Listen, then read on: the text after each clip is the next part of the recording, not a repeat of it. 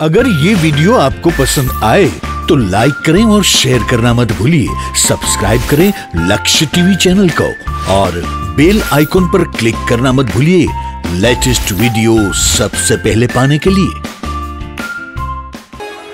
एक बार एक गरीब व्यक्ति से पूछा गया, भाई तू खुश है? बोले नहीं, खुश तो वो सेठ है जो गाड़ी में जा रहा है। उस गाड़ी वाले को महात्मा ने रोक कर कहा है, भाई बता तू खुश है? बोले मैं भी खुश नहीं, खुश तो राजा है जो हमसे टैक्स लेता है। राजा को एक दिन महात्मा जी ने पूछा, है महाराज खुश हो तुम? राजा ने कहा, है महाराज क्या बताए, वो तो हम ही को पता है कितने खुश। हम खुश हैं, भोजन करने की फुर्सत नहीं मिलती महाराज को। अगर क्योंकि राजाओं का भी राजा होता है महाराज, अगर उन्हें पता चल गया ना कहीं गड़बड़ हुई तो फिर सूली पर लटका देंगे हम। तो खुश तो महाराज है। एक दिन संत महाराज के पास गए, आप खुश हो? दुनिया का जो राजा था, धरती का, पूरी धरती का राजा है। पूछा खुश हो? बोले खुश मैं भी। महाराज काम में ही इतना व्यस्त रहता हूँ, परिवार को समय नहीं दे पाता, मैं कैसा खुश? तो कौन खुश? बोले इंद्र खुश। इंद्र से पूछा क्या तुम खुश हो? इंद्र ने कहा मैं कहाँ खुश, कभी भी दैत्य आ जाते मार पीट कर भगा देते हैं मुझे। खुश तो ब्रह्मा जी है जो सबकी किस्मत लिखते हैं। ब्रह्मा जी को पूछा तुम खुश हो? बोले हम खुश। हम दूसरों की किस्मत लिखने में इतने व्यस्त हैं, इतने परेशान हो गए, छुट्टी भी नहीं मिलती। बताओ। एक दिन ब्रह्मा जी शिव जी के पास गए, ध्यान से सुनना। ब्रह्मा जी शिव जी के पास गए, महाराज बहुत काम करते करते समय हो गया, अब तो छुट्टी चाहिए। शिव जी ने कहा मुझसे क्या, विष्णु भगवान से मांगो। तो ब्रह्मा जी गए विष्णु भगवान के पास, प्रभु अब बहुत थक गया हूँ, दाढ़ी भी सफेद हो गई, 1-2 दिन की छुट्टी दे दो, बस 1-2 दिन की। बोले तुझे 2 दिन की छुट्टी चाहिए? बोले हाँ 2 दिन की महाराज, हाथ जोड़ता हूँ पैर पड़ता हूँ, छुट्टी दे दो। बोले चलो कोई बात नहीं, जाओ। अब ब्रह्मा जी जाने लगे। उसी समय ब्रह्मा जी को दिखा हजारों ब्रह्मा वैकुंठ के लिए दौड़ रहे हैं, उनके भी 4 सिर और बैठे वो भी हंस पर, कमल दल कमल पर दौड़े सारे ब्रह्मा विष्णु लोक को। ब्रह्मा जी ने कहा भाई ये सब मेरे जैसे दिखते हैं, जा कहां रहे? ब्रह्मा जी भी दौड़े सीधे वैकुंठ। महाराज छुट्टी नहीं चाहिए। ये कौन? बोले ये तुम्हारी गद्दी हड़पने आए, ये तुम 2 दिन की छुट्टी क्या, तुम्हारी सदा के लिए छुट्टी हो जाए। इनसे भी यही गलती हुई थी। हाँ ये भी 2 दिन की छुट्टी के लिए जा रहे हैं, तो एक की जगह दूसरे ने, दूसरी जगह तीसरी, अब तुम्हारी बारी थी। पर तुम अच्छा हुआ तुमने देख लिया, वापस आ गए, नहीं तो पहुंच ही रहे होंगे वो यहाँ कब्जा करने के लिए तुम्हारी गद्दी पर। ब्रह्मा जी बोले महाराज 1 सेकंड की भी छुट्टी नहीं चाहिए। इसलिए ब्रह्मा जी बोले हम भी परेशान हैं। तो कौन खुश? बोले विष्णु भगवान खुश। विष्णु भगवान के पास गए, बोले आप खुश? बोले हम कहाँ खुश, हम खुश है क्या? अपने भक्तों की चिंता में लगे रहते हैं, कहीं किसी को ये कष्ट ना हो जाए, वो कष्ट ना हो जाए, भक्तों के ही पीछे लगे रहते हैं, हमको अपने के लिए समय नहीं मिलता। तो बोले कौन खुश? बोले शिव जी खुश। शिव जी से पूछा आप खुश? शिव जी ने कहा हाँ हम खुश। अपनी भस्म में पड़े हुए हैं शमशान में, किसी से कोई मतलब नहीं। कोई भक्ति करे प्रकट हो जाए, क्या चाहिए तुझे? ये चाहिए, ले, और फिर अपने वापस। फिर ये नहीं कि भाई उसे पैसे दिए हैं वो कहाँ लगा रहा है, कैसे लगा रहा है, इतनी सोचने की बात नहीं। मांगा और सीधे दे दिया। और भगवान विष्णु अब मैंने इसे वरदान ये दूं तो कहीं ये इसको अहंकार ना हो जाए, ये दूं तो कहीं ये ना हो जाए, भगवान विष्णु सोचते रहते हैं। और शंकर भगवान क्या चाहिए? भस्मासुर ने कहा महाराज ऐसा वरदान दो जिसके सिर पर हाथ रखूं वो भस्म हो जाए। बोले ठीक है जा वरदान। कोई ऐसी बात नहीं कि क्यों दे, किस लिए चाहिए, ये सब फटाफट मिलता है। इसलिए तुलसी बाबा ने लिखा है जांचिए गिरिजापति कास, जासु भवन अणिमा दिखदास। जांचिए गिरिजा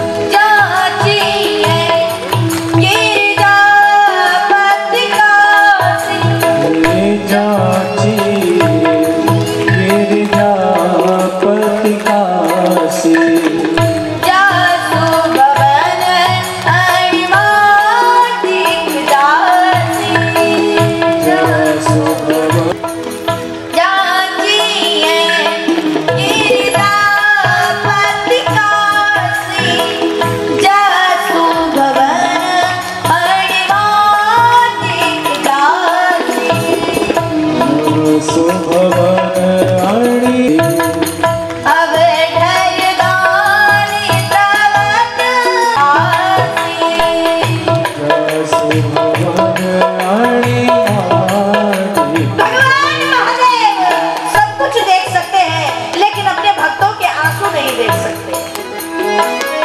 कितने द्रव्यभूत हैं बता, उनसे भोला कौन होगा जिनका नाम ही भोला।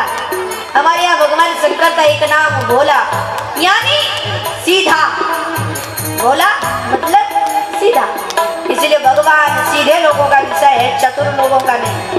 भगवान के सामने जाना है तो सीधे बनकर जाओ, चतुर बनकर।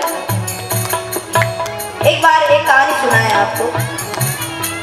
एक बार भगवान शंकर का एक मंदिर था, बहुत सुंदर, वहां पर शिवलिंग थे। तभी एक चोर उधर से निकल रहा है, दिन भर घूमा लेकिन उसे कहीं चोरी करने का साधन नहीं मिला। अब जाता लक्ष्मी नारायण के मंदिर में गहने मिल जाते स्वर्ण के, ध्यान से सुनना माता, स्वर्ण के आभूषण मिल जाते, लेकिन गया कहाँ?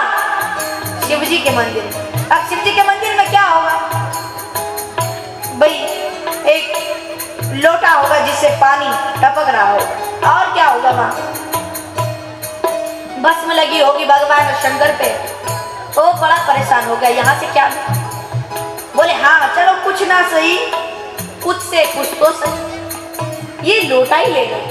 और पुजारी जी ने लोटा उस दिन ऊपर लटका दिया। अब लोटा ऊपर है, निकाले कैसे? बड़ी परेशान, बहुत उछला पर लेकिन नहीं निकला, बड़ा परेशान। अब नास्तिक व्यक्ति शिवलिंग पर ही चढ़ गया, उसने शिवलिंग पर पैर रखे और लोटा उतारने लगा, और जब तक उतारता तब तक भगवान शिव प्रकट हो गए। हम बोले उमापति महादेव की। भगवान शिव प्रकट हो गए। वो कहने लगा, दौड़ने लगा वहां से। भगवान ने कहा रुक, कहाँ जाता? बोले महाराज मुझे मारना नहीं। बोले मारेंगे नहीं, मैं बहुत खुश हूँ तुझसे, मांग क्या चाहिए तुझे? बोले महाराज ज्यादा धाम खाली क्या? मैं आप पर चढ़ा, आज तक आपके मंदिर में कभी नहीं आया, ना कभी जल चढ़ाया, ना फल चढ़ाया, और ना बिलोपत्र चढ़ाया। महाराज उल्टा मैं तो आप पर चढ़ गया और आप कहते हैं मांग क्या चाहिए? भगवान शंकर ने कहा भाई देख, लोग समाज में कोई मुझे जल चढ़ाता है, कोई फल चढ़ाता है, कोई बिलोपत्र चढ़ाता है, लेकिन धन्य है तू जो स्वयं ही मुझ पर चढ़ गया। इसीलिए बताओ भगवान कितने बोले। इसीलिए तुलसी बाबा कहते हैं जाची है गिरिजापति काशी जासु भवन अणिमादिक दासी जासु भवन अणिमादिक दासी जाची है गिरिजापति काशी जासु भवन अणिमादिक दासी जासु भवन अणिमादिक दासी जासु भवन अणिमादिक दासी। बोले उमापति महादेव की। हर हर महादेव। तो इस प्रकार भगवान शंकर बहुत भोले व्यक्ति है। भगवान हम बार बार कहते हैं भगवान सीधे लोगों का विषय है, चतुर लोगों का नहीं। इसीलिए जो लोग दक्ष होते हैं ना, सुनिए आप लोगों ने कथा, दक्ष की जिसका सिर काट दिया था वीरभद्र ने, और बकरे का सिर भगवान शंकर ने लगा दिया। भगवान शंकर कहते हैं जो लोग मैं करते हैं उन्हें अधिकार नहीं कि वो मानव सिर को धारण करें, पहले बकरे का सिर लगाओ तब मैं करें। इसलिए बताओ भगवान शंकर से दयालु कौन होगा? जो व्यक्ति उन पर चढ़ गया उसको भी दर्शन दे। इसलिए भगवान शंकर प्रसन्न चित्त अब तो कहने लगे, और फिर भी व्यक्ति देखो बड़ा अहंकार करता है, बहुत दक्ष बनता है ना व्यक्ति, मंदिर में जावे और दिखावे हम ये, लोगों को बहुत अभिमान होता है अपनी संपत्ति का। किसी को संपत्ति का अभिमान होता है, किसी को सन्मति का अभिमान होता है, और किसी को संतति का अभिमान होता है। संपत्ति का अभिमान था रावण को, जिसकी सोने की लंका थी, और आप और हम अगर संपत्ति का अभिमान करें तो अधिकारी नहीं। किसी को संतति का अभिमान होता है, रावण को था 1 लाख पूत 1.25 लाख नाती, 100 लाख नाती थे रावण के, पर तभी भी रावण के घर दिया न बाती जब राम जी ने सबको निपटा दिया। इसलिए संतति का अभिमान और सन्मति का अभिमान। रावण को यह भी अहंकार था कि मैं बड़ा ज्ञानी। ज्ञान का भी अगर जीवन में अहंकार हो जावे तो वो ज्ञान भी नाश का कारण बन जाता है। अगर घमंड करना ही है तो हम बताते हैं किसका करो। मैं सेवक रघुपति पति मोरे, अभिमान करना है, अस अभिमान जाय नहीं भोरे। मैं सेवक रघुपति पति मोरे, अभिमान करना है तो इसका करो। हे प्रभु तुम हमारे हो, अभिमान करना है, मैं आपका सेवक हूं और आप मेरे स्वामी हो, ऐसा अभिमान करो। पर लेकिन लोग मानव कहे कि मैं बड़ा तो धरती पर क्यों खड़ा, तो धरती कहे कि मैं बड़ी तो शेष के सिर पर क्यों पड़ी, शेष कहे कि मैं बड़ा तो भगवान शंकर के गले में क्यों पड़ा, भगवान शंकर कहे कि मैं बड़ा तो कैलाश पर क्यों पड़े, कैलाश कहे कि मैं बड़ा तो रावण के हाथों से क्यों खलबला, रावण कहे कि मैं बड़ा तो बाली के बगल में क्यों दबा, बाली कहे कि मैं बड़ा तो राम के हाथों से क्यों मरा, और श्री राम कहे कि मैं बड़ा तो भक्तों के हृदय में क्यों पड़ा। इसलिए मानव कहे कि मैं बड़ा, अगर मानव कहे, गोकर्ण जी कहते पिताजी अगर मानव कहता है मैं बड़ा हूं तो धरती पर उसे नहीं रहना चाहिए, उसे आकाश में उड़ना चाहिए, वो भी धरती पर। और फिर धरती मां अभिमान करने लग जाए नहीं मैं बड़ी, तो वो भी तो शेष के सिर पर है, और शेष कहे कि मैं बड़ा तो शेष महाराज भी तो भगवान शंकर के गले में है। शंकर जी कहे नहीं, शंकर कहे कि मैं बड़ा, शंकर जी कहे मैं बड़ा तो कैलाश पर क्यों पड़े, कैलाश पर क्यों, और कैलाश अभिमान करे गिरजापति को मैंने उठाया है, वो कैलाश अगर अभिमान कर ले तो रावण के हाथों से क्यों खलबला, रावण ने कैलाश को उठाया। और जब भगवान शंकर ने थोड़ा जोर लगाया तो हाथ दब गया। फिर भगवान की स्तुति की, जटाटवी गलत जल प्रवाह पावित स्थले गलभ लंब लंबितम भुजंग तुंगमालिका। इसलिए और रावण कहे कि मैं बड़ा तो बाली के बगल में क्यों दबा, रावण अगर कहे मैं बड़ा हूं तो वो भी तो 6 महीने तक बाली के बगल में रहा था, और बाली कहे कि अब मैं बड़ा तो वो भी तो श्री राम के चरणों में क्यों पड़ा, तो राम जी के चरणों में क्यों पड़ा, और राम जी कहे कि भाई हम बड़े तो वो भी तो भक्ताधीन है। राम श्री राम कहे कि मैं बड़ा तो भक्तों के हृदय में क्यों बसे, तो वो भी भक्तों के हृदय में क्यों है। इसीलिए भगवान भक्त भगवान से सदैव कहा करते हैं प्रभु बाह छुड़ाए जात हो निवल जान के मोह, हृदय से जब जाओगे मर्द बखान तो। महाराज हाथ छुड़ा कर जाते हो कोई बात नहीं, निर्बल समझते हो मुझे, मैं तुम्हें तब बलवान समझूंगा जिस दिन मेरे हृदय से भाग कर दिखाओगे। भगवान बोले भाई मैं तेरे हृदय से नहीं भाग सकता।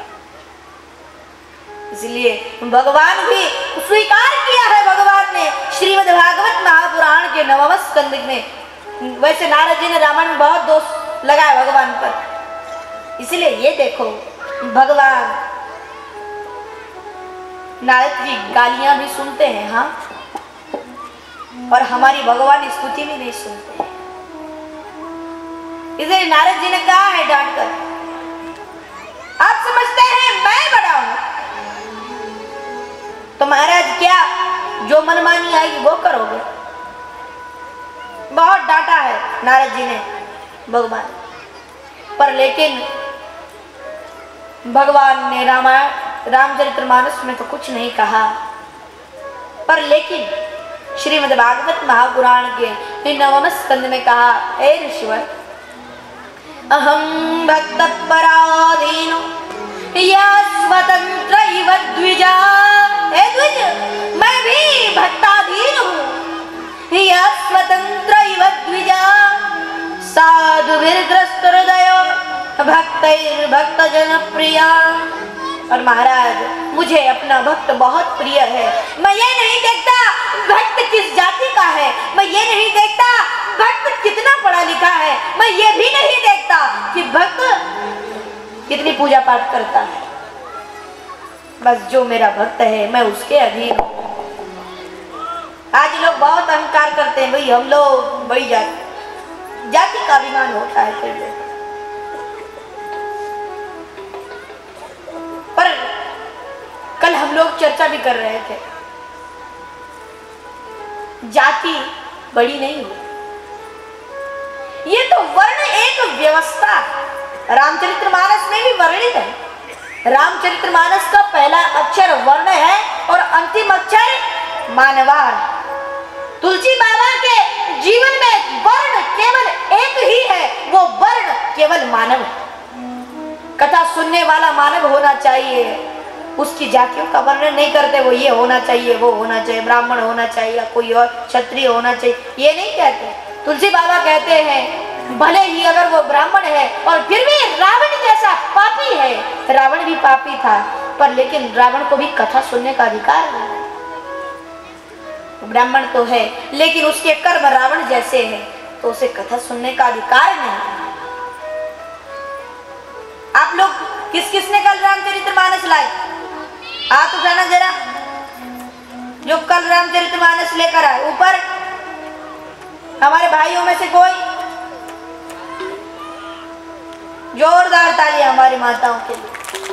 भाई हमारे भाइयों के पास किस किस के पास रामचरितमानस है? हाथ उठाना ऊपर। और जो बचे हुए लोग हैं वो आज लेकर आए हैं, कल हम पूछेंगे फिर से। और हमारी माताएं रामचरितमानस का अध्ययन अवश्य करेंगे।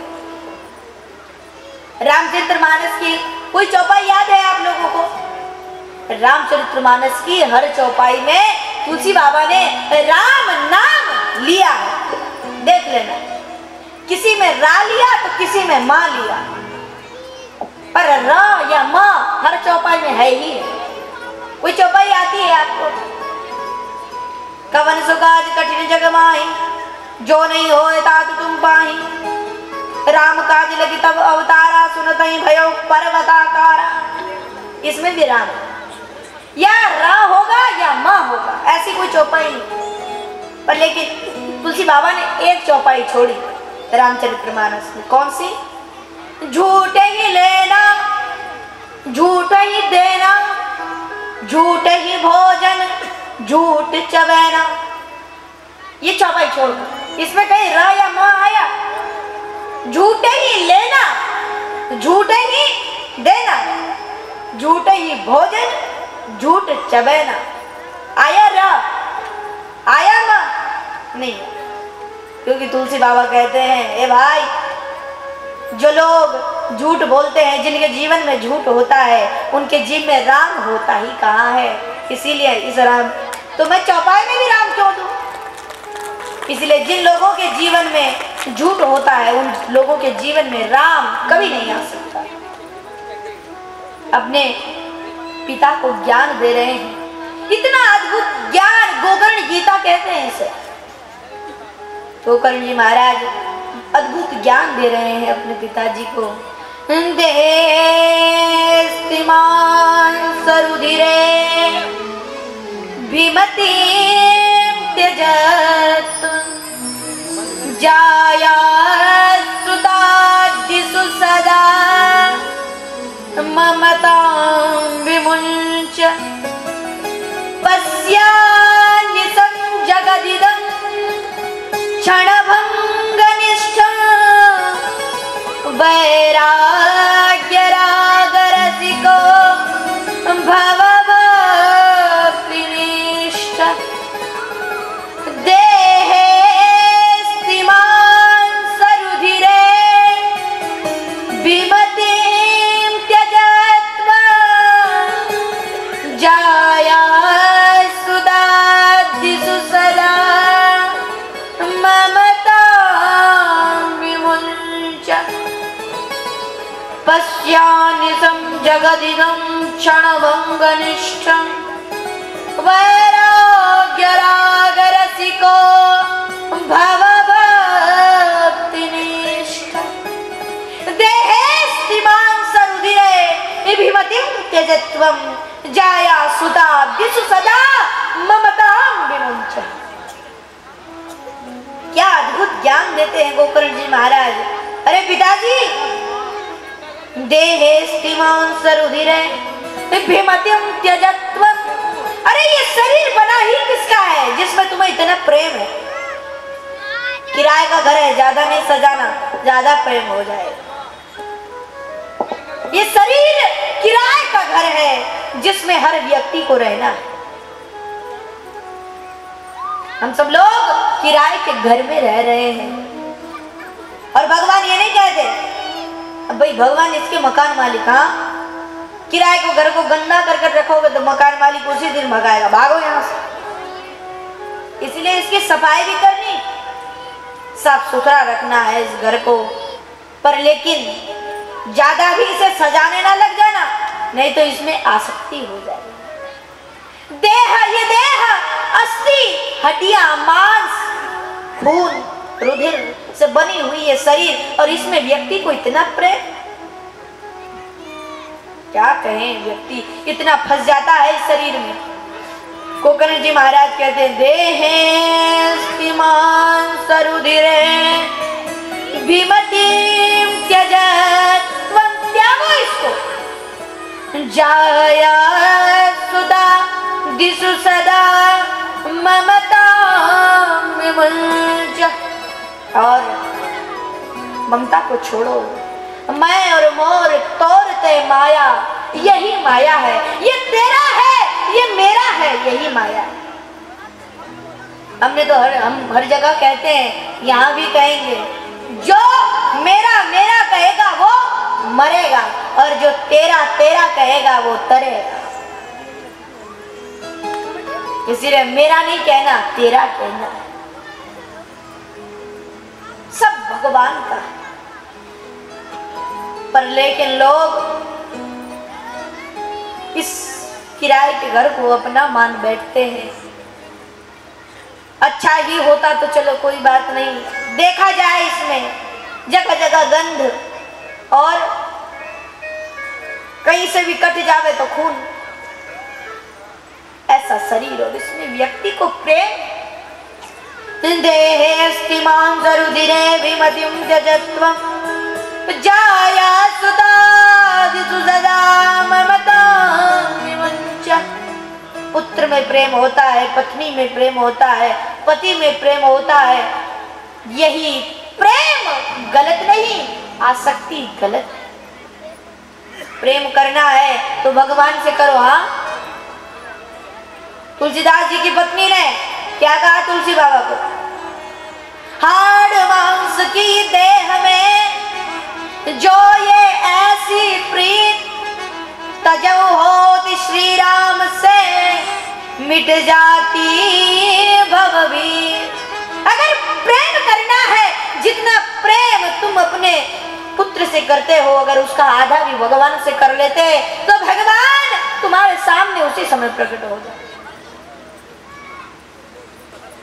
अजामिल जब मर रहा था, बुला किसको रहा है? पुत्रम नारायणा वयम प्लावितेन स्वरेणोच्चैराजुहाव कुलेन्द्रिय। बुला, षष्ठम स्कंद में कथा है श्रीमद् भागवत महापुराण के। बुला अपने पुत्र को रहा है, ए पुत्र नारायण, लेकिन इस पुत्र ने नहीं सुनी, उस पुत्र ने सुनी।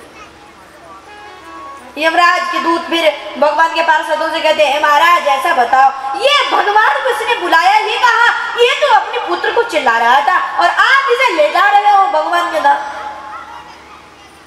तो भगवान के जो दूत थे उन्होंने कहा, मल्लानाम मसनर, पहले भागवत जी से दृष्टांत, हाँ, फिर उसके बाद रामायण से। भागवत जी में मल्लानाम मसनर्नाम नरवरः स्त्रीणाम स्मरोत् मूर्तिमान् गोपानां स्वजनो सतां जितिभुजां सहस्रा सुमित्रा शिशु मृत्युर्भोजपते विराट विदुषां तत्त्वं परं योगिनां वृष्णीनां परदेवतेति विदितो रंगं गतः साग्रजः। जब भगवान दशम स्कंद में कंस को मारने के लिए रंगभूमि में पहुंचते और चांडूर और मुष्टिक से युद्ध करते हैं, सुनिए आप लोगों ने कथा, आज सुनी होगी। तो जब वहां जाते हैं तो वहां जो गोपाल होते हैं वो कृष्ण को अपने मित्र के रूप में देखते हैं। कंस ने साक्षात अपनी मृत्यु के रूप में कृष्ण को देखा और योगियों ने तत्व के रूप में भगवान को देखा। अगर ये वीडियो आपको पसंद आया हो तो लाइक करें और शेयर करना मत भूलिए। सब्सक्राइब करें लक्ष्य टीवी चैनल को, हाँ, और बेल आइकॉन पर क्लिक करना मत भूलिएगा लेटेस्ट वीडियो सबसे पहले पाने के लिए।